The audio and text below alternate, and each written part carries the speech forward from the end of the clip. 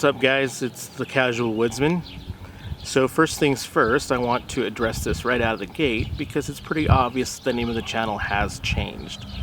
Not really a big deal. There was a conflict of trademark with another one of our local brands, and rather than to make life difficult for anyone, I decided to just change the name of my channel. It would have been a lot easier for everybody involved.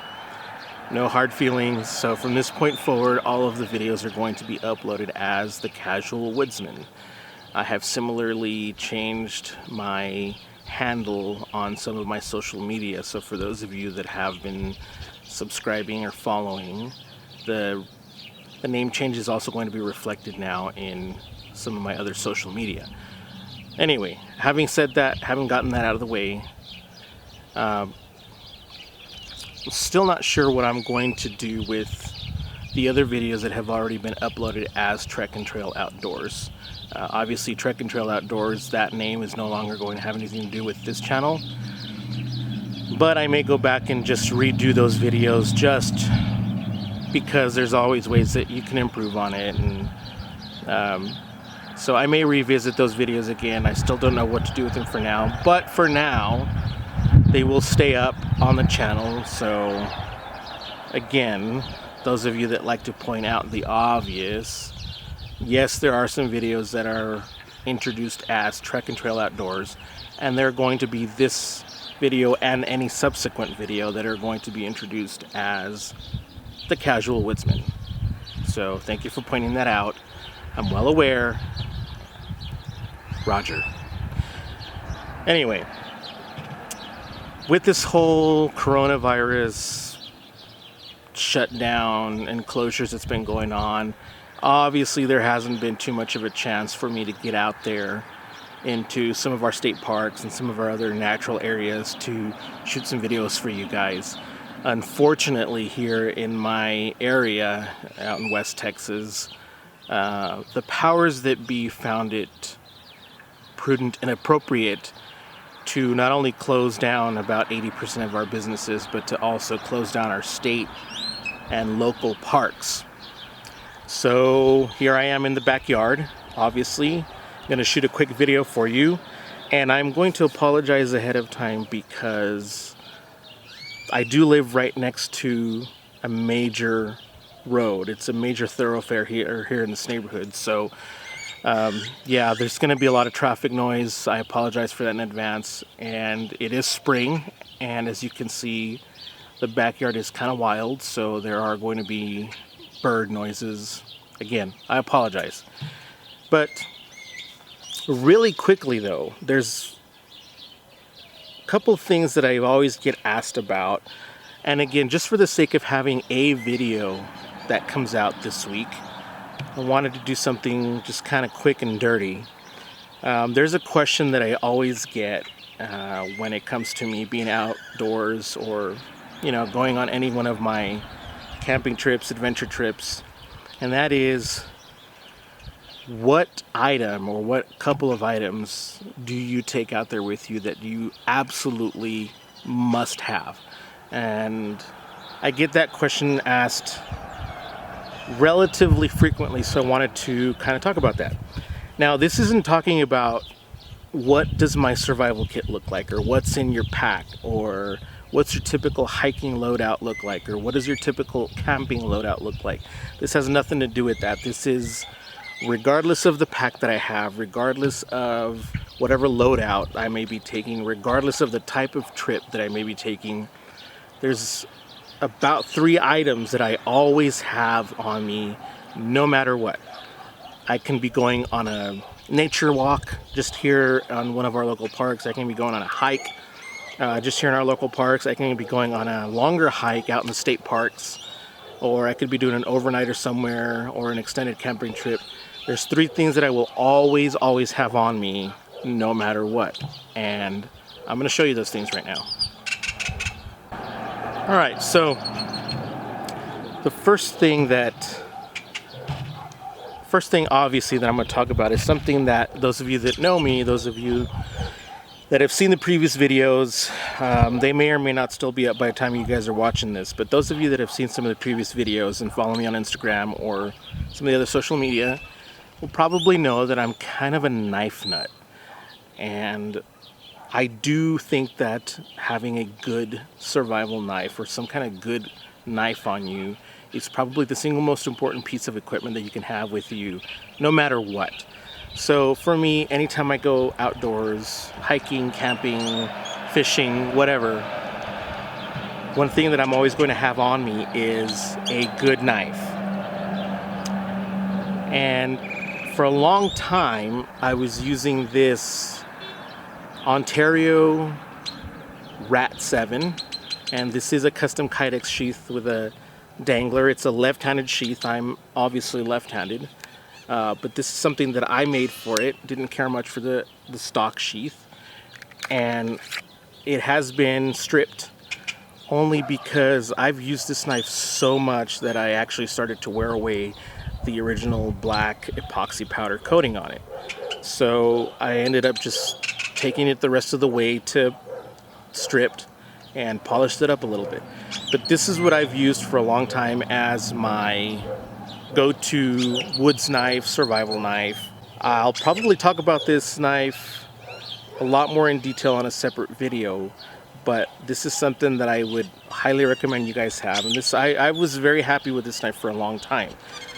Still use this knife. Now, lately, I've been using the Ontario Ranger Series RD6, and there's a couple of reasons for that. It's number one, it's just a little bit shorter, not by much, maybe about a ½ inch shorter, but the blade itself feels a little bit more sturdy in my hand.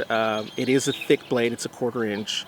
It's just a very robust knife overall. Same full flat grind as the Ontario Rat 7, but just a slightly different design.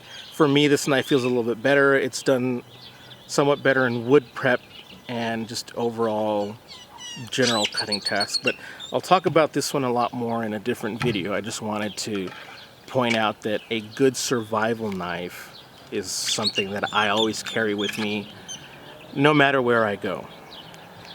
All right. The second thing that I carry with me is something that a lot of people take for granted. Now, right now, I am in my own backyard, and there's obviously a lot of tree cover around. So I'm wearing my 511 Cryptic Camo Zombie Hunter cap. Now, this isn't a 511 patch, but it's cool. So I'm wearing a baseball cap out here in my backyard. This is not what I would take out into the woods or out into some kind of a wilderness trip. I do take, however, a full brim hat of some kind. This is just a really basic Henschel. It's made by Henschel boonie hat. As you can see, it's a full brim all the way around, wide brimmed. It is made of canvas, so it can get a little hot in hotter weather, but it's crushable, packable. It's relatively water resistant, and it's fire retardant in a sense. Now, cotton is flammable, but it's not going to be as flammable as something made out of polyester or nylon or some kind of synthetic blend. So if I were to suddenly get it too close to a campfire, for example, or if I needed to hang it next to some fire to dry it out after it rains, it's not going to be as susceptible to catching fire as something synthetic would be. But this is going to be the other thing that I carry with me all the time, is a good wide brim, full brim hat. Sorry guys, but you guys taking those cute, trendy, fashionable bucket hats out there into the wild, that's not going to cut it. A baseball cap might be okay for around the town, but once you get out there into the sun and the elements, trust me, one of the most painful things that can happen to you is to have that 2nd-degree sunburn right along the edge of your ears, on the back of your neck, and depending on the kind of haircut you have, if you have one like me, you can even get the back of your scalp burned pretty severely. So I recommend you guys having a full brim, wide brim hat. So that's the second item that I carry with me anytime I go out into the woods or into the bush somehow. All right, so that's number 2. All right, so the third thing that I always have on me no matter where I go, if it's just a nature walk again, just to stroll around the block even, or if I'm doing a more serious hike out in the state parks, anytime I go for some kind of outdoor activity, and it's not just a regular city park surrounded by houses on all sides, but if it's some place that's even remotely rugged or remotely wild, the third thing that I always have with me is a good hiking stick. Now,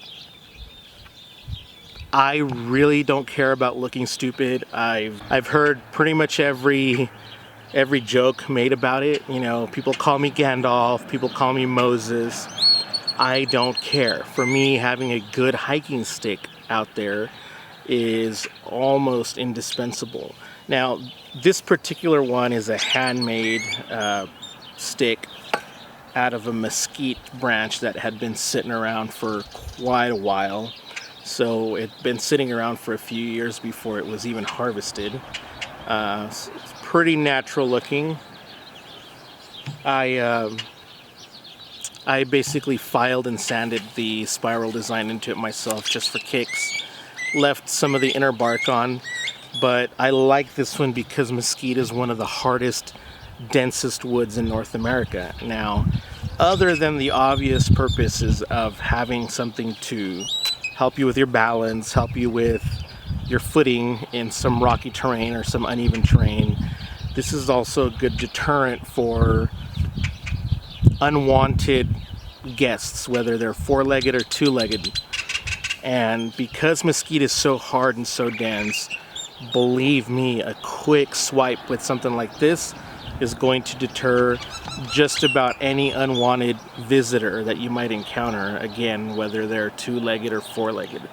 So for me, a hiking stick is pretty indispensable when walking or trekking just about anywhere. Don't let the naysayers make jokes, make fun of you. I personally don't care. We got way better things to worry about than that.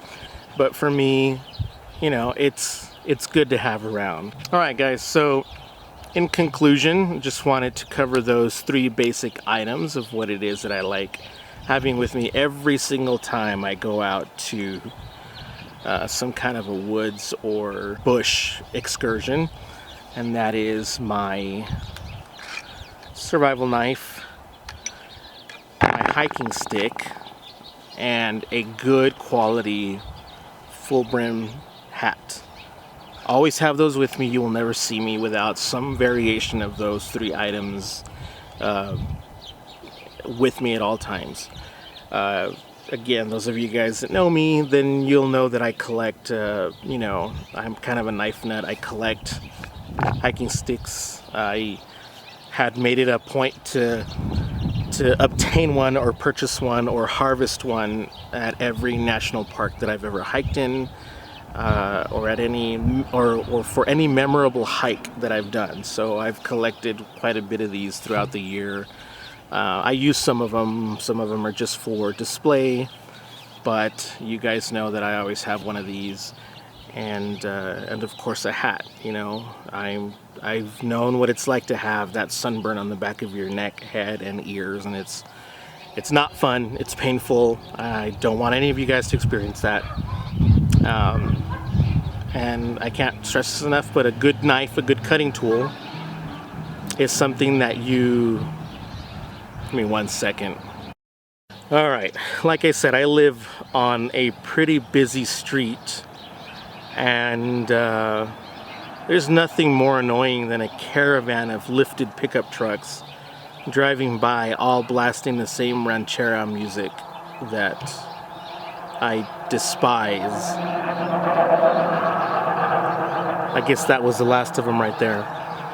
Anyway, back to the point that I was making is that if you could only choose one of these things, I would just consider the environment that you're going to go into. If you're going into the woods or someplace where you may have some shade or a lot of shade, or if it's overcast out there, I may just not take a hat and take a knife or a hiking stick. If you're going someplace that's out in the desert Southwest, like where we are right now, a hat is pretty much indispensable. So again, those three things, that is not to say that that's all I take with me. It's just out of everything that I would carry with me, you will always find a variation of those three things on me. Yes, I know that having water out there is important. Yes, I know that having first aid out there is important. I understand that having a way to make fire is important. I understand that having cordage is important. All of that stuff I understand are important. But right now I'm just covering what I would carry no matter what different kinds of loadouts I would take with me somewhere. Those are the three things that are always basic. Alright guys, thanks for watching the video. Thanks for actually sitting through all of it. I actually really appreciate it. So next video I may actually talk about what my outdoors pack actually has in it.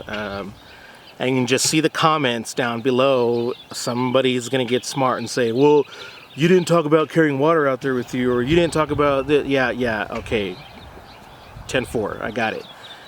I will talk about that in a subsequent video, and I will probably do one about what's in my current wilderness / EDC pack. They're very similar actually, and I'll get into the specifics and all of that probably the next video, so something to look forward to. Again, I'm trying to upload something at least once a week. It's been a few weeks, especially since this whole COVID-19 fiasco has started, but I will try to upload, even if it's a short video, at least once a week for you guys. Until then, you guys stay safe, be prepared, and I'll see you next time. This is the Casual Woodsman, out.